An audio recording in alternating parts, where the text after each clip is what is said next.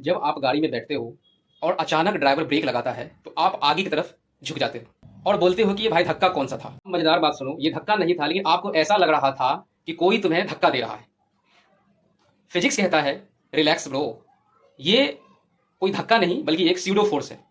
जब गाड़ी रुकने के बाद अचानक चलती है तो आपका शरीर पीछे की तरफ चला जाता है और आप कंफ्यूज कर जाते हैं कि ये क्या हो रहा है। एक्चुअली में ये कुछ नहीं हो रहा है, बस एक स्यूडो फोर्स आप पर अप्लाई हो रहा है। अब पता चला स्यूडो फोर्स एक तरह का फिक्शनल फोर्स होता है जो आपकी बॉडी पर, जो आप जिस सिस्टम में बैठे हुए उसके अपोजिट में काम करता है।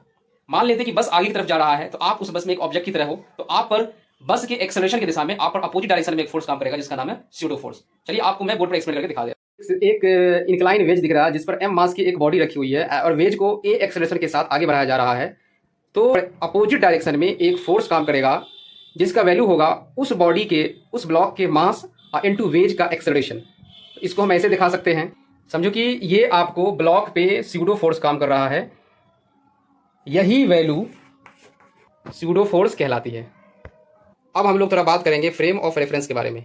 तरह के होते हैं, एक का नाम है इनर्शियल फ्रेम ऑफ रेफरेंस, दूसरे का नाम है non inertial frame of reference. Inertial frame of reference वो रेफरेंस होता है जो या तो रेस्ट पर है या फिर कांस्टेंट वेलोसिटी से मूव कर रही है। Non inertial frame of reference होती है, ये एक्सेलरेटिंग फ्रेम ऑफ रेफरेंस होती है।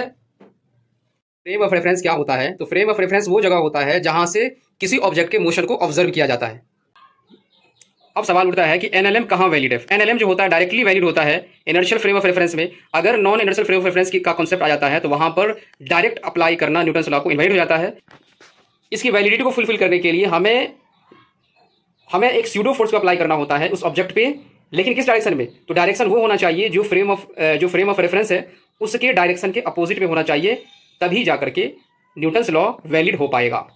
फिगर में एक लिफ्ट है जिसके अंदर एम मास का एक ब्लॉक रखा हुआ है और लिफ्ट ए एक्सेलरेशन से ऊपर मूव कर रहा है। तो अब हमें बताना है कि ये जो मास एम है उसका वेट कितना होगा। अगर ये इनर्शियल फ्रेम ऑफ रेफरेंस होता तो इसका वेट हो जाता है mg।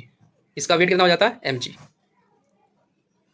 लिफ्ट के फ्रेम में है, यानी कि लिफ्ट का फ्रेम जो non inertial frame of reference है, तो हमें ऑब्जेक्ट पर, उसके अंदर रखे ऑब्जेक्ट पर हमें अपोजिट डायरेक्शन में एक फोर्स लगाना होगा। यानी कि लिफ्ट हमारा ऊपर जा रहा है तो इस ऑब्जेक्ट पर नीचे की तरफ एक फोर्स काम करेगा जिसका नाम है स्यूडो फोर्स, यानी कि मास इनटू एक्सेलरेशन वही होगा जो नॉन इनर्शियल फ्रेम का है। लिखा जाएगा वेट बराबर mg और प्लस ma, यानी कि इतना वेट स्यूडो फोर्स के कारण एक्स्ट्रा गेन हुआ है।